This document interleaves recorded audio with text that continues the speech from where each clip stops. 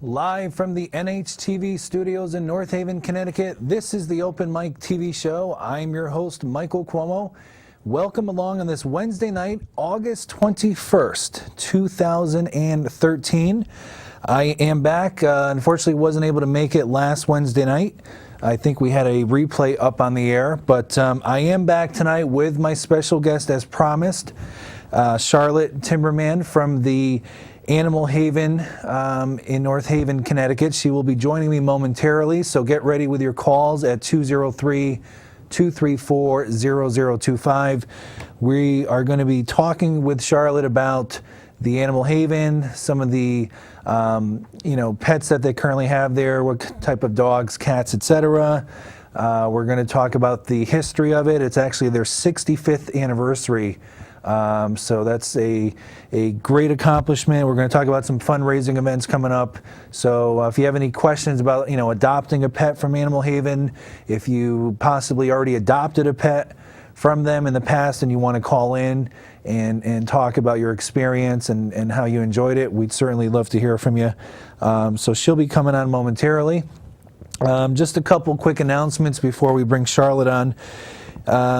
In case you're not aware, the Facebook and YouTube page, if we can have the addresses up on the screen, it's facebook.com/openmictv and youtube.com/openmic80. Tonight's replay will be on YouTube by tomorrow morning, so in case you missed it or know someone that wants to watch the replay, they can go on the YouTube tomorrow. Next week, I want to remind you, which will be August 28th, my special guest is going to be Martha Vincent, and she is the president of the North Haven Fair, and she will be coming on to talk about the fair, which is coming up in about 2 weekends from now, I believe. I'd have to look at the calendar, but I think it's the following weekend from when she comes on. So she'll be on. We'll be talking about the North Haven Fair next week. It's already fair season, believe it or not, and I'm excited to have her on as we're going to talk a little bit about some of the entertainment she's going to be having there, some of the vendors. I know the NHTV studios, they have a booth there, a chowder, clam chowder and some other sort of food booth every year at the North Haven Fair. So it will be a great time, as always. I enjoy going each and every year. So we'll certainly talk to Martha about that next week. Rosie's Racing Pigs, which is always a big, attraction at the North Haven Fair. He'll be there. I forget his name, but he's a very funny trainer who was in the movie, was it Green Mile? Old movie, or he trained one of the pigs in that movie. But all right, enough about the fair because it's not here yet. We are going to take a quick PSA break, and then when we come back, I'm going to have on Charlotte Timberman joining me to my left. So get ready for your questions, your calls, your comments, suggestions. Can't really say donations on the air, but and get ready. We'll be right back right after these messages. We depend on our national forests for clean air, wood for our homes, and drinking water for millions of Americans. But now, our national forests are depending on us. Trees have been devastated by insects, disease, and fires. The Arbor Day Foundation asks for your help in replanting our national forests, because so much depends on what we do today. Visit arborday.org. See what we're doing. See how you can help. When you're finished with your food or beverage cartons, toss it in the recycling bin. Because every carton is recyclable and can be turned into useful paper products. When the contents are gone, let the carton live on. Recycle your cartons.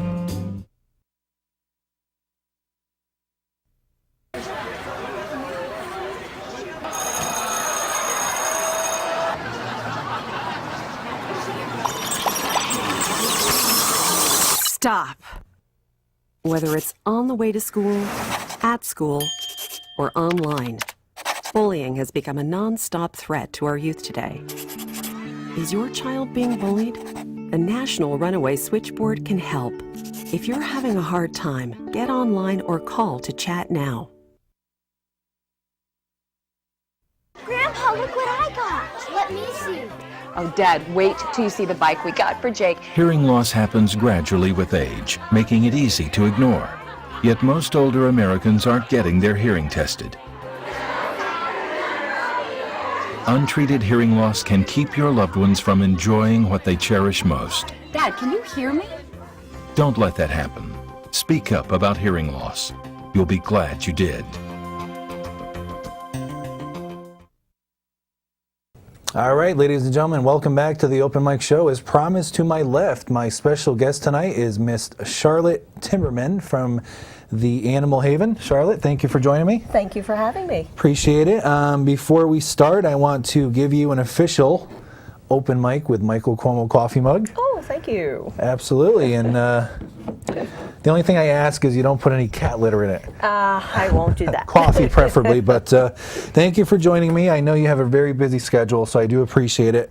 Now, just to, again, if people are tuning in late, you are the co-president Right. of the board of directors of the Animal Haven. Yes. And Animal Haven is a private no-kill shelter located here in North Haven at 89 Mill Road. Right. Now, it's actually, and it's pretty cool, this is the 65th anniversary. It is. We incorporated in 1948. A group of people in the New Haven area got together and felt that there was no animal shelter available for unwanted and homeless animals. And they began the process in 1948 of putting together Animal Haven and incorporating it. Wow. And there's also an anniversary that we should speak of a 10-year anniversary, which is at the new shelter, which is this 89 Mill Road. Right. Where was it prior to that? We were at 89. Oh, okay. The property was donated to us, and originally there was a barn and some outbuildings and an old house. It really wasn't suitable, but we made do until 2003 when we built the new shelter. Now, are you a big proponent of Bob Barker's famous last words, have your pet spayed or neutered? Oh, most definitely. It is key, especially for cats. Yeah. I can't even tell you how many cats are in shelters here in Connecticut. It is amazing. And unfortunately, more cats and kittens are euthanized across the United States because there are so many and not enough homes for them. We are a no-kill shelter, so every one that comes into our shelter are with us until the end, until they pass on. Right. Now let's just quickly go back. When did you join the Animal Haven? I joined in 2005. Okay. In the fall of 2005, and I had lost my job in 2004 and found a new job early in 2005. Thank you, George W. Bush, but anyway, no, sorry. But it was a sad time for me. I had lost two of my dogs, and of course lost the job. And there was an open house at Animal Haven, and I went and met a number of the board members, and they took me on a tour of the shelter, and I started volunteering. And from volunteering, I then became a board member myself. And last year, when our president, long-term president Liz Gallagher, retired from the board, I and Chris Gagney, who was vice president, we both became co-presidents. And so it's been since last year. And again, just to reiterate, as Charlotte was saying, all funding is, I mean, there's no government money. It's a private... There is no government money at all. We get our money through donations, through fundraisers. Because the reason a lot of people confuse you with the North Haven Animal Shelter. Right. Which they get government money. Right. They are run by the town of North Haven. Right. We are strictly grant money and fundraising and, as I said, private donations. Of course, we do have we have 2,000 members in our membership, and so they donate on a regular basis. But we do have a number of people that, when they hear that we need things, they'll write us a check, or they bring food or blankets or whatever else we need to the shelter. And we do have some fundraisers that we're going to talk about later on in the program that we'll give some dates and stuff, so that'll be good.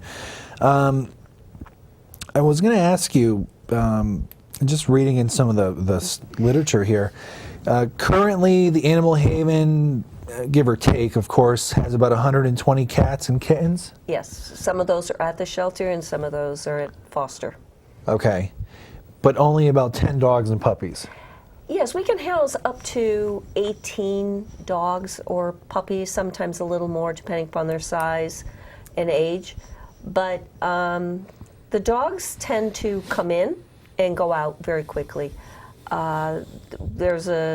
may only have like 5 that I don't mean to be, 120 cats and kittens. Apparently they can do the same, but read between the lines. But anyway, no, I'm sorry. Yeah. Go on with But we do have a high adoption rate. Last year and for the last 2 years we've adopted over 400, and last year was 450 animals, and we took in 430. So we tend to get our animals out. We even have luck with some of our senior animals, so that's always a positive. Now, before I get all over the place here, what are some of the? I guess there's people out there watching here tonight, or I hope there are. They usually tell me there are, but we don't have the Nielsen ratings yet. Who might be saying, little Joey's right now sitting on the couch, asking his mom and dad if they can get a cat or a dog, and I certainly, and you probably would agree, it's not a spur of the moment decision to go out and get a pet, although we've probably all done it or gotten married like that. That's a different topic, though. Yeah. So what advice would you give someone out there, watching tonight for, possibly adopting a cat or a dog from the Animal Haven? I mean, well, I think, first of all, talk in your family as to what kind of an animal you think you might want. Also kind of look at your lifestyle. Are you the kind of family that likes to go hiking and bicycling? Are you an active family, like to play frisbee in the yard? Or are you a family that likes to sit and maybe have video games or watch movies and hang out just at the house? Different animals, different dogs are actually, some dogs are just couch potatoes. Others require a lot of exercise, and if you don't give them the exercise, they can become destructive. Sure. And that's one reason they end up at shelters. Cats, you have cats that are very active, and you also have cats that just want to lay by the window or by you or in your lap, and those are lap cats. You have other cats that are content to play, and they'll let you pet them for a little while, and then it's like, oh, I'm done, and they'll walk away. Right. So you have to kind of decide, what are you looking for in a pet? And how much time can you give the pet? Because also the understanding is this is a lifetime commitment. Right. And dogs and cats can live well into their teens. It could be a dog can live up to 14 to 16 years average, and some cats can get up to 20 years. So when little Joey grows up and he's off to college and partying and whatnot, and he leaves the cat or dog to mom and dad. Right. Little Joey's not considering that at this point, but yeah, his parents certainly are. Right. Yeah. So. And that's always a good thing too. Is as you get into your life, do you want a puppy or do you want a kitten, or would it be much better for you to have like a 4 or 5 year old animal? Right. Hold that thought, Charlotte. I apologize. Well, don't apologize, but I am reaching over, but we do have our first caller. So let's get to our call. Good evening, caller. You're live on the Open Mic Show with special guest Charlotte Timberman. Hi, Mike. It's John calling in. Hey, John. How are you? Good, good. What's going on tonight? Not much. I just had a question for your guest. Oh, yes. Go right ahead. what type of dogs do you have at the shelter? Right now we have a Dachshund Chihuahua mix, a Hound Beagle mix, who both of those are somewhat seniors. They're about 6 and 7. And we have a Retriever, a Golden Retriever mix, as well as a Chow Retriever mix. And recently we just took in 3 Jack Russell Terriers. One is a mix, the other 2 are Jack Russells. And the one that's a mix is mixed, we believe, with a Boston Terrier. Oh, wow. Any Papillons? No, we don't. I think we've only had 1 Papillon come in. Okay. I'm a doggy lover. I used to have a Papillon back in the day.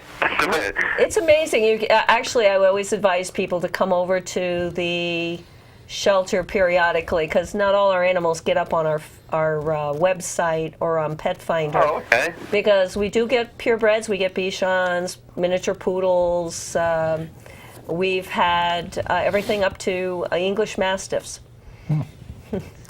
Hey, John, just for the record, didn't your ex-girlfriend used to call you a dog as well, or? True. Oh, okay. All right. Well, I was just wondering. I remember her calling you that once or twice, but Many of the ex-girlfriends call me that. yeah. Hence the word ex-girlfriend. But no, that's a very good question, John. I'm glad you called in with it. Do you have any other questions for Charlotte? No, that was my main question. But thanks for Charlotte for answering it, and I hope to visit the shelter soon. Oh, All right. I hope you do. Please come by. Thank you very much, John. Have a good night. All right, take care, Mike. Yep. Bye-bye. All right, there's our first caller of the night. Very good question with the dogs. Now, I mean, I'm a dog lover, as John is. Yeah. I mean, I'm sure you are as well. But do you see that more people lean towards dogs over cats? Is that why there's so many more cats available? Or? No, actually, the reason we have so many cats is because most people don't spay and neuter their cats as opposed to spaying and neuter their dogs. Connecticut is the Northeast in general. More dogs get spayed and neutered than elsewhere. Cats, however, don't. Sometimes it's because people just don't think it's necessary, or because they don't have the money. It can be rather expensive. What's the cost to spay or neuter a cat on average? It can be up to $180. It depends on your veterinary. There are 2 clinics right now. There's Nutmeg in Stamford, and there's also Hope Clinic, a spay and neuter clinic in Waterbury.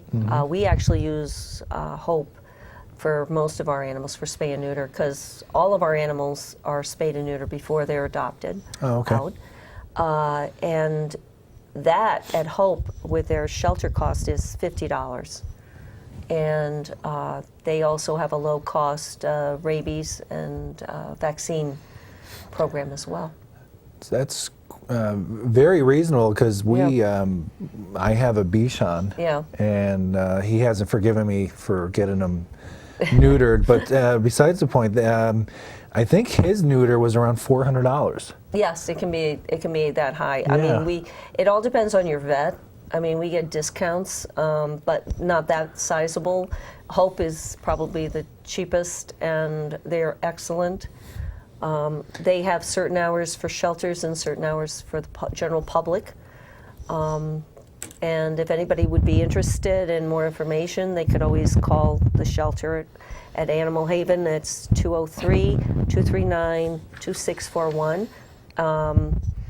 And You also have a website, right? We also have a website, theanimalhaven.com. Right. And I'm sure one of us can help you if you want to get your animal spayed or neutered. I was just trying to think of something to do with my dog. I can't remember now. There's also, for people that are worried about the cost of the vaccine, there's a number of vaccine clinics. Yeah.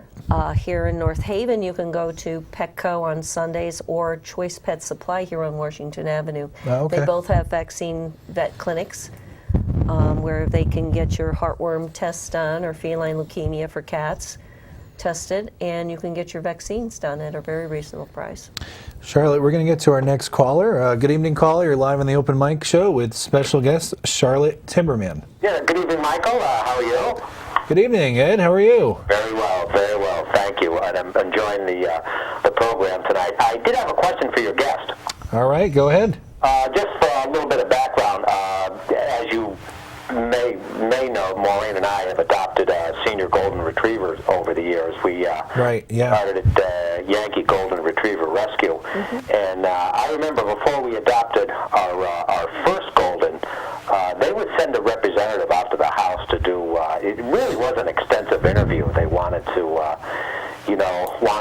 as Charlotte mentioned, our lifestyles, whether or not our yard, had a fence in it, whether we wanted a young dog or an older dog, and of course we opted for the older dog. But I wanted to ask your guest if someone comes in to adopt a pet, do you have a similar sort of screening or interview process? Yes, we do. The adoption form, in fact, we've had people tell us that they don't understand why it's so long. It's around 4 pages. But we talk to the people, and sometimes families will come in and they look at one particular dog or cat, and that animal may not be suitable for their family. And we will be honest with them about that. But we will interview them. We don't do home visits, but we will make phone calls to verify that you can or cannot have an animal where you're living. Okay. And if you have a vet, we do call the vets. Now, since you're in North Haven, do I have to be a North Haven resident to adopt? Oh, no. We've adopted animals out recently. I was telling Mike we had a dog with us that had been with us for 4 years. And Lucy got adopted this past December to a gentleman who lives in Poughkeepsie, New York. Oh, really? Oh, yes. Very good. We had another adoption event about 4 years ago on Long Wharf with the North Shore Animal League was sponsoring it. It's a big organization. Yes, it is. And we had a couple that were on their way to a Yankee Red Sox game from Rhode Island. Wow. And they stopped by to see IKEA and saw the event and ended up coming back to our shelter and ended up adopting a dog they had seen at the event that we had. Oh, very good. Wow. Yeah, so we've had dogs and cats go all the way up to Vermont and Massachusetts and a few to Rhode Island and New York. Now, Charlotte, may I ask, because Ed, you're still on the line, right? Yes, I am. Would you ever, possibly not give a cat or a dog to a Jet fan like Ed for the sake of the poor, depression that animal would have to go through? No. Oh, okay. No. I was just curious. We were looking for compassionate people who really want to make a forever home for an animal. I'm sorry, Ed. I just had to get the question out because I understand it, and we are compassionate toward it. Our golden retriever Riley loves it here. As a matter of fact, he knows his place in the pack. It's Maureen first, Riley second, and I'm last. Right. And the only time Riley gets angry is every time he sees Michael Vick on television. He growls. Other than that, he loves it here. Nice. That's good. Oh, that's great. That's all for me tonight. Enjoying the program. All right, Ed. Take care. You have a good night. Thank you. Thank you. Bye. Yeah, Michael Vick. That's not a name we want to float around the animal haven. No.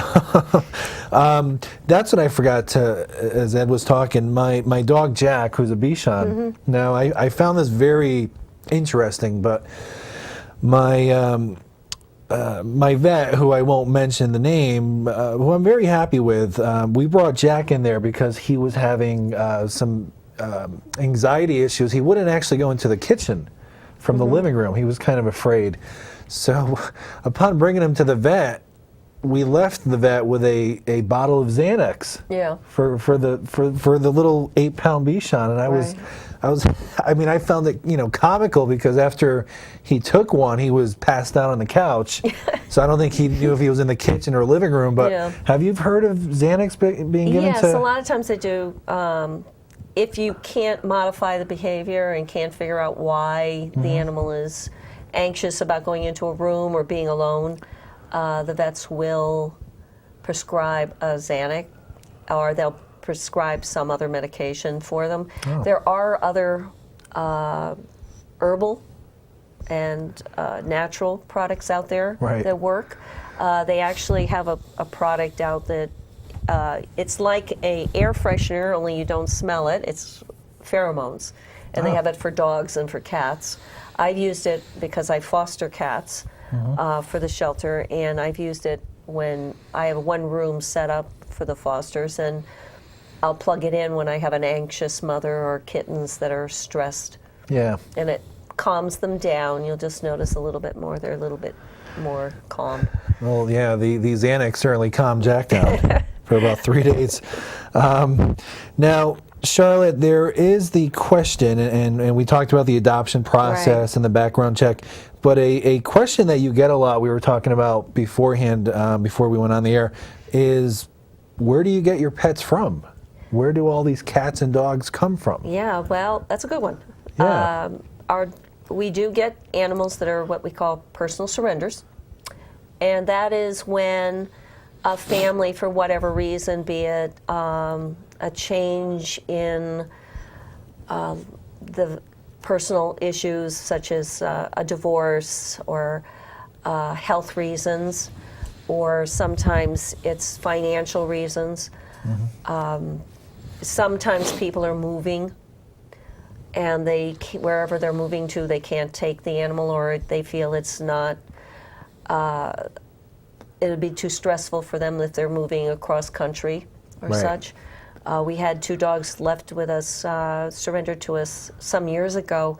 The family was moving to Canada, and they had 4 dogs. They chose to take the 2 oldest ones and left the 2 youngest ones in our care. We do get them, in particular with the dogs, we do get them from, we work with veterinarians, but we also work with the local municipal shelters, like the North Haven Animal Shelter, the New Haven Animal Shelter. And they will call us when they are full and they can't take anybody in, and it's a highly adoptable animal. Or we have in the past brought in animals from Southern Rescues. Right now, I think we only have 2 dogs, and those were from Southern Rescues we did earlier in the year. Most of the dogs we have right now are personal surrenders. But we get them for a variety of the dogs. Cats, for the same reasons, families moving, people going into senior housing in both cases. But we also get cats left at our doorstep. We've had cats and kittens left in... We had a mother and 4 kittens left in a plastic tote on our doorstep in a very hot July. We've had them left in carriers at the end of our driveway. As I was telling you, we had one in the winter left about 3 years ago. 2 cats were left at the end of our driveway. Our snowplow driver came and he hit the carrier, not seeing it. Yeah. It was very upsetting. And luckily, the cats did all right. They both have been were adopted shortly after that, but it was... Oh, they didn't die in that? No, they didn't. I thought they did. Oh, they do have 9 lives then. They did. They survived. Yeah. They went kind of tumbling, but he stopped, got out, put them in his... He got the carrier and put it in his cab and put a jacket over it and called one of his contact, who was a board member. And then she contacted our shelter manager at the time, who got all the way out from Branford, I think she was living in at that time, and she came and opened up the shelter so we could get them in. Again, if anyone out there is tuning in, want to call in, maybe you adopted a animal from the Animal Haven, whether it was a dog, cat, puppy, kitten, and you want to call in and tell Charlotte and the viewers a little bit about your experience. Your name can remain confidential, or you can give us your name, 203-234-0025.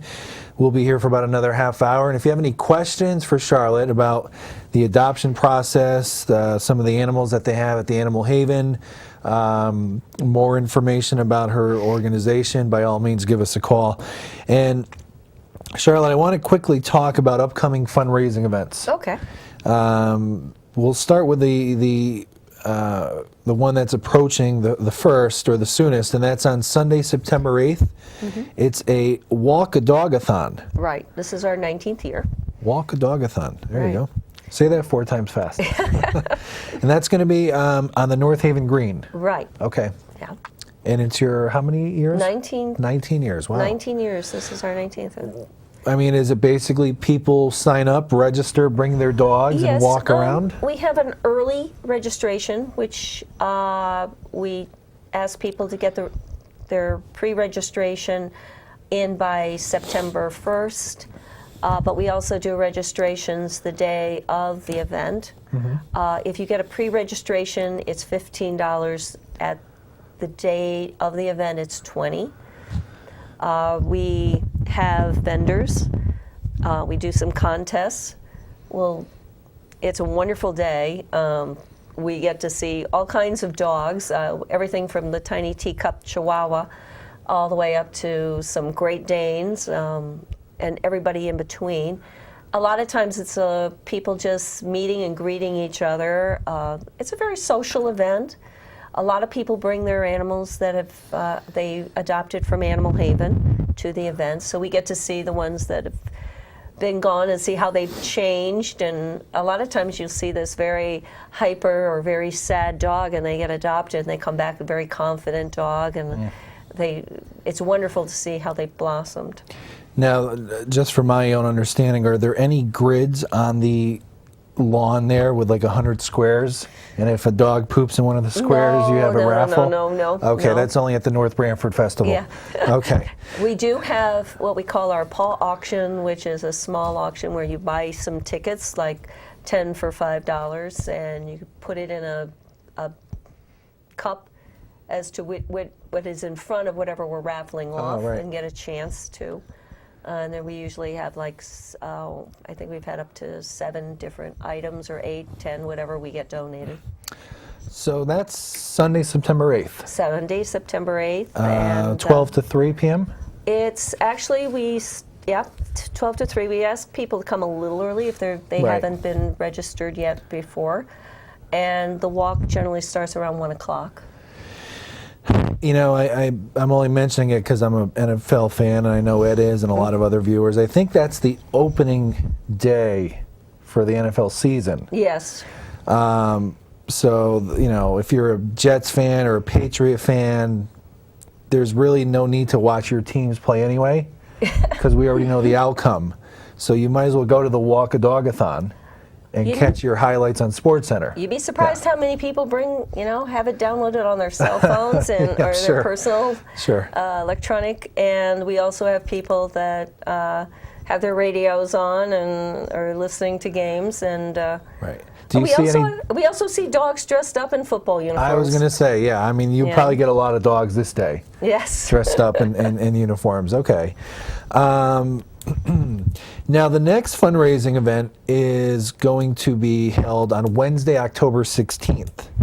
And that is at the Foxen Country House. Right. That's on Route 80 in East Haven, or Foxen. And that's to celebrate the 65th anniversary. It is. Yeah. And also we are honoring our past president, Liz Gallagher, for her long service to us. She resigned, as I said, last year. But we are hoping we will be selling tickets, and anybody interested, please contact the Animal Haven. There'll be further information on our website as well as our newsletter. It's going to be a buffet dinner. We are also hoping that people that have adopted from us, cats or dogs, can contact us with stories about their animals and about their adoption process. And if you adopted from us years ago when we had the older shelter, or you adopted recently from us, and how your animals are doing, that we would be delighted. We'd like to put together a little booklet on, or share those stories at that function. And last but not least, Saturday, November 23rd, which is the Saturday after Thanksgiving. 2 days after Thanksgiving? Yes. Okay. that's going to be a holiday fair at the North Haven Congregational Church. Right. And what's that in? It's we have vendors who come. Okay. And it's we sell cookies and holiday breads.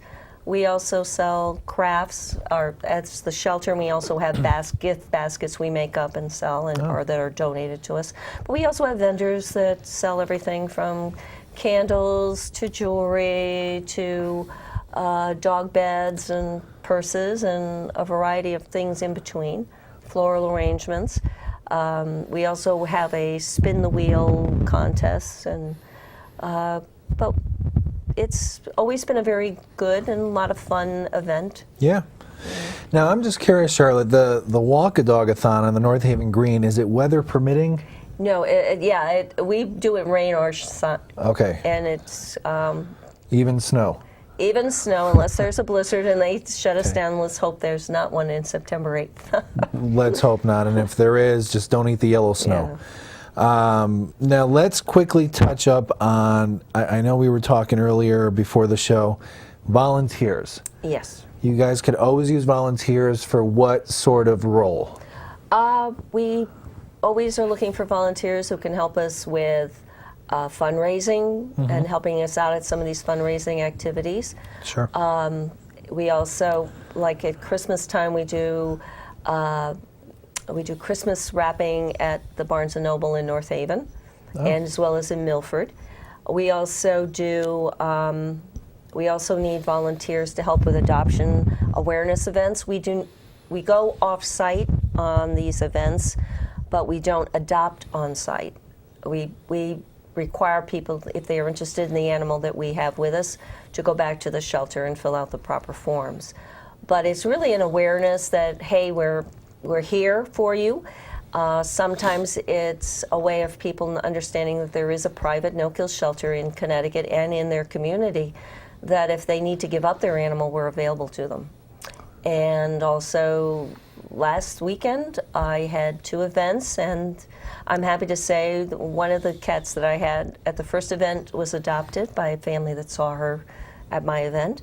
And the other one, I had a family stop and ask questions about Animal Haven, about adopting.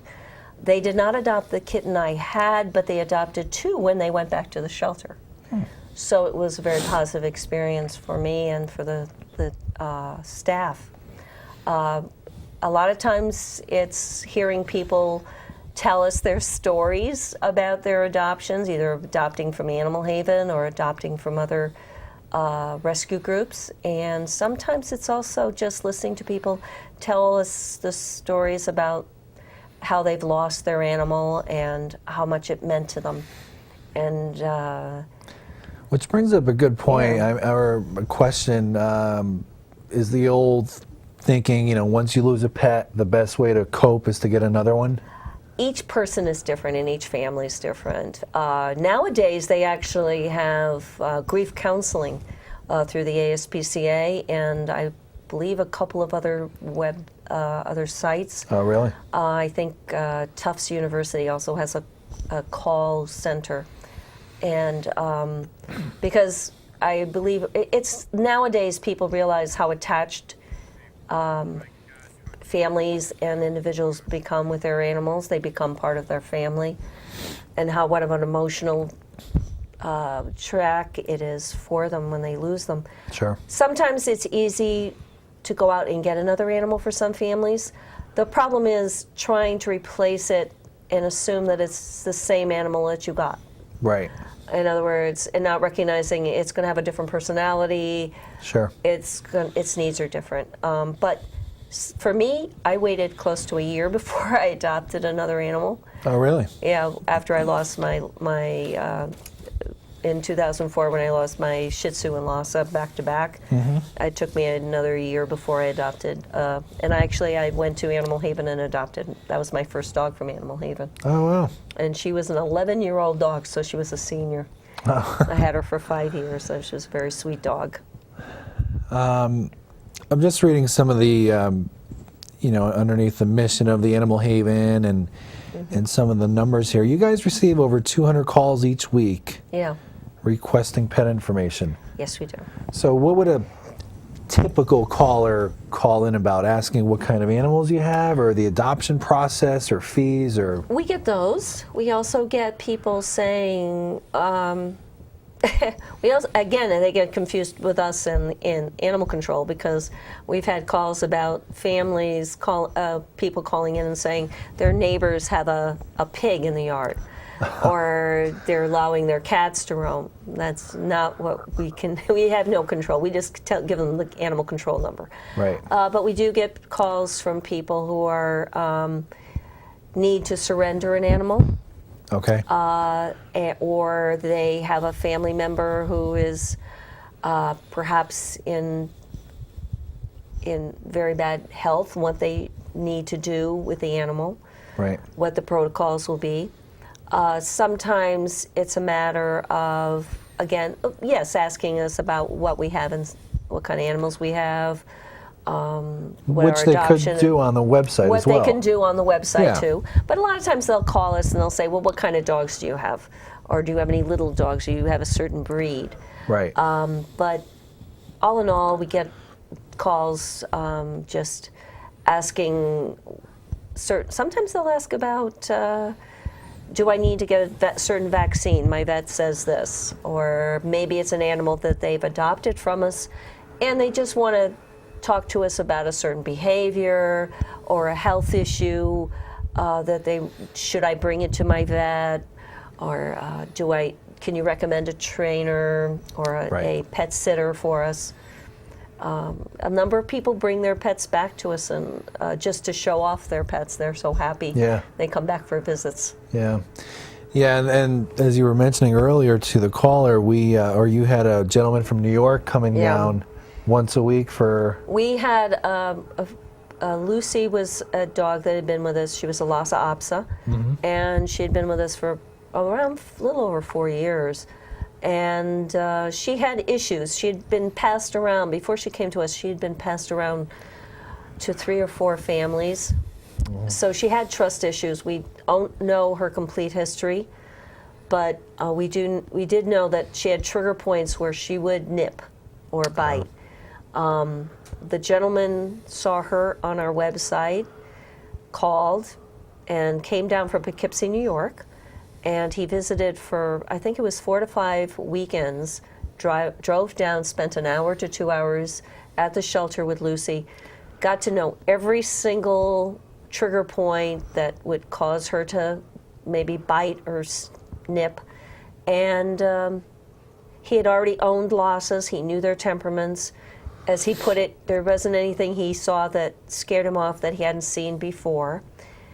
And the week before Christmas of last year, he took her home, and he sends us pictures and lets us know how well she's doing. She actually has become a better dog and actually went to grooming and didn't need to be muzzled. Yeah. So those were all positive things, and sometimes it's getting them out of the shelter and getting them into a good environment that changes their personalities. Now, he took a chance by not adopting her. Right. I mean, he assumed she was going to be there. Yes. Yeah. And there are cases where we may have an animal that's very shy or very timid or has some behavioral issues, and we encourage people that if they're interested in a certain animal, we will put the animal on a hold if you're really serious. Okay. And then we'll say, we want you to come back. We want you to spend time with this animal. Right. Take it for walks. We have 7 acres, so we have walking trails at the shelter. Oh. And we have a large play area, fenced-in area for the dogs where you can throw a frisbee or a ball. But even with the cats, we have an open cat room, and we have a conference room where you can take a cat that you're interested in and play with it and get familiar with them. The same with some of the dogs. But we want you to actually start bonding and also be aware of any trigger points that this animal might have. We've had people say, oh yes, I'm going to take this animal, and then after 1 or 2 visits say, this may not be the right animal for my family. Sure. I don't even think we talked about the hours of operation, but real quickly, you guys are open Tuesday, Wednesday, and Fridays. 12 to 3. 12 to 3. Thursdays 5 to 7, and then Sunday 12 to 5. Right. So it's a pretty flexible schedule or Right. hours. Now, if somebody wanted to come in on a time you weren't open. We've had that where people have, we've informed them, in our adoption process, it's after you fill out the form, it may take 24 to 48 hours, maybe a little longer if we can't get in touch with certain people that Right. we need to call. But if once you get the call, we may have families that will call us and say, you know, I can't make it this night or this afternoon, can we come in the morning or something? We've had that, or for a surrender, we've had people come in when we weren't open. But that all has to be done ahead of time. If you're bringing in an animal for a surrender, or you're interested in it, you need to call and make an appointment. It's not good for the animal nor for the family to just make a call just to walk in. We need to be ready for it. We may not have room for it. Sure. So you do need a notice. We need a notice, yeah. Now, have you seen, Charlotte, any issues with people hoarding cats? Oh, yes. Yeah, because I've seen a lot of that on television. Yeah. Neighbors complain. The cops show up or animal control. They go into a house and come out with 38 cats. Oh, yeah. Sometimes more, and it's like they got to wear gas masks to go in and take and it's usually just one person, typically elderly, depressed, who just obviously can't take care of 38 cats. Well, sometimes it's not even that. Sometimes it's a young person who got a couple of kittens or a cat, and then got another cat and didn't get them fixed, and because they didn't have any money or the willpower to get them spayed or neutered, right, they kept having litters and litters and litters, and it just gets out of control. Yeah. It can be, and they deny that they are hoarders. Some feel that they are out rescuing the animals. Right. That they would be dead, or they would be out in the cold if they didn't bring them in. Unfortunately, sometimes they don't even recognize that the animals are sick at times. So sometimes when there is an intervention like that, many of them are extremely ill. The cats are, and kittens. So it's pretty sad. I've just seen some deplorable conditions on television that just makes you shake your head, and you feel bad because not only the person, the animal is suffering. Right. It's just a no-win for both sides. But do you get a lot of cats surrendered to the animal haven in a instance where they were found in a house where somebody was? We've gotten.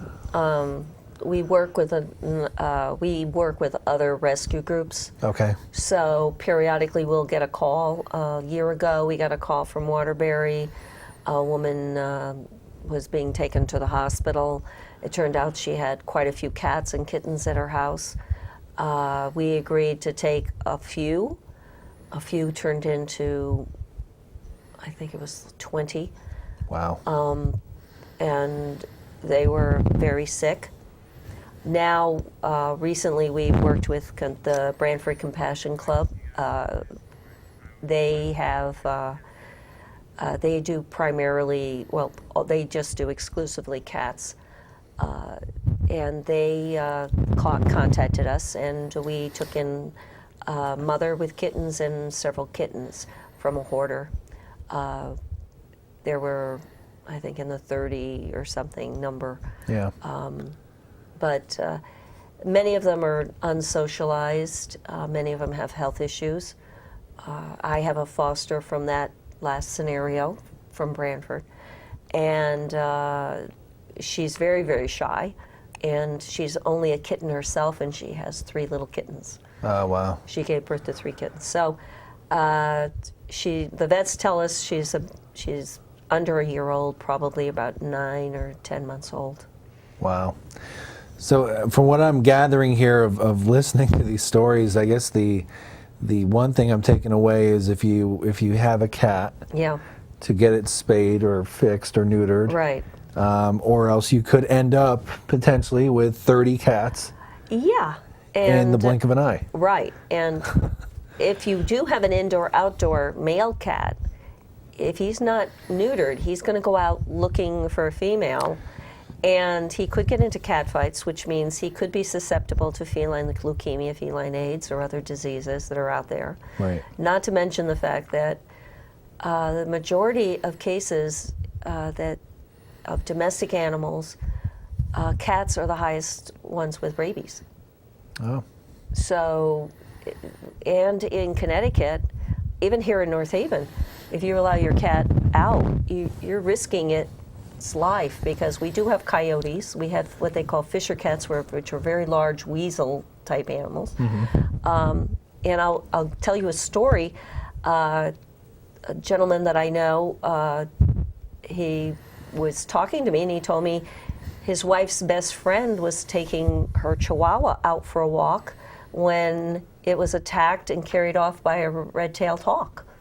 Wow. Red-tailed hawks will take kittens or small cats and little dogs, little tiny teacup chihuahuas. So yeah. you have to be or puppies, so you have to be very careful about when you're putting your animal outside. You think we're in a suburb or we're in New Haven, that's not going to happen, but there are coyotes in New Haven, even at some of the Edgewood Park, they're common. Well, I grew up in East Haven, not too far from the airport, where, I haven't been on last week. There was a terrible plane tragedy, which we all heard about. I grew up very close to that, and as a teenager, the introduction of coyotes was being brought out to the news, and you're like, oh my God, a coyote. Nowadays, they're just so prevalent that they are. You kind of treat them like deer. Yeah. So no, I can certainly see, and obviously people out there, you should be very careful with your pets outside. Right. For, as Charlotte was mentioning, not only coyotes, but red-tailed hawks. Yes, swooping you down. don't even think about it, no, but I know is that, yeah. Yeah, it's crazy. Charlotte, in addition to donations, which obviously helps the world go round and helps Animal Haven, the biggest item in demand that you would say for Animal Haven is what? Cat food, and specifically kitten food, either kitten dry or wet kitten food.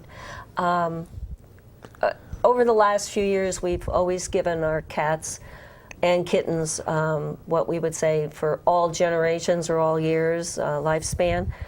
But our vets have told us in the past year that we would be better off giving our kittens, for development and health reasons, strictly a kitten diet, in which case the wet food would be specific to kittens and the dry food specific to kittens. And that helps in their development and their health.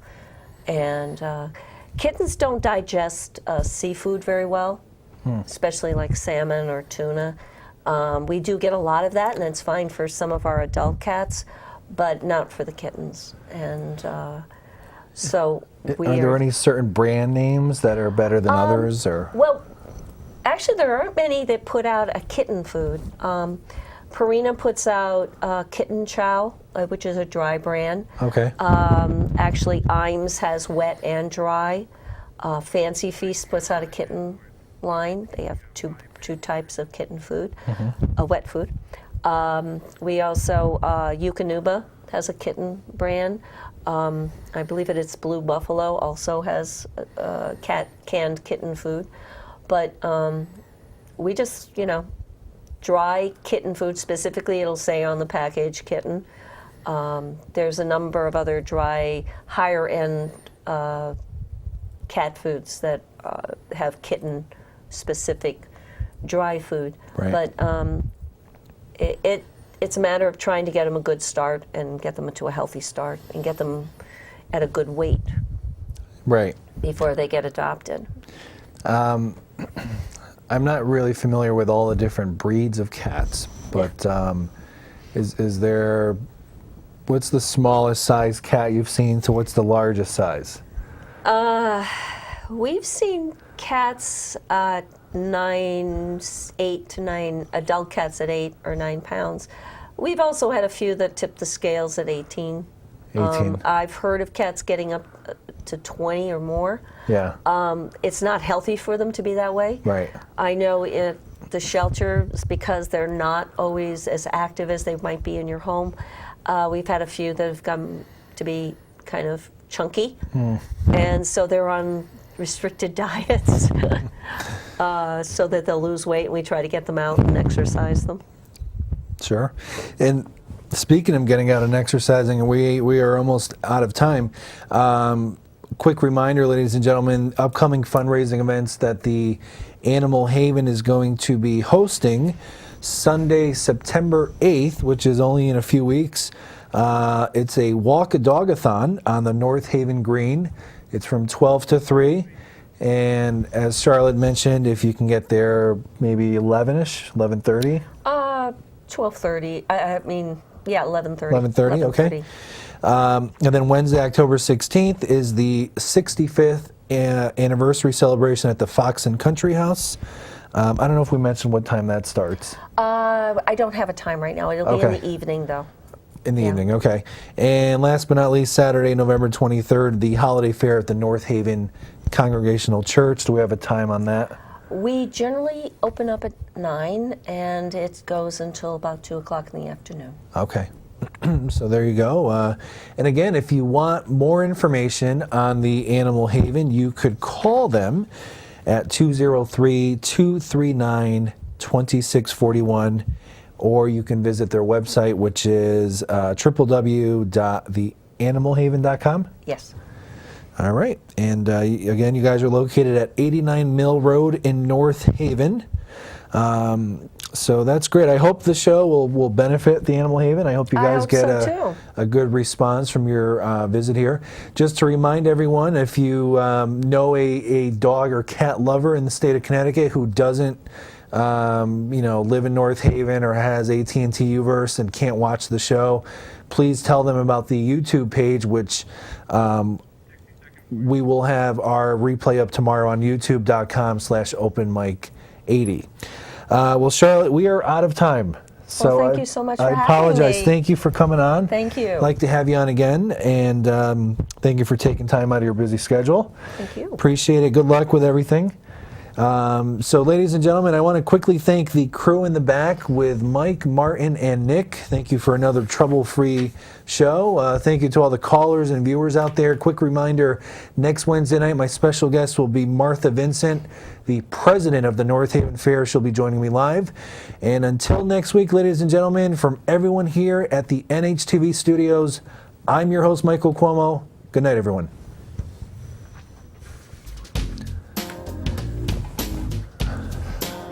That's it. Thank you.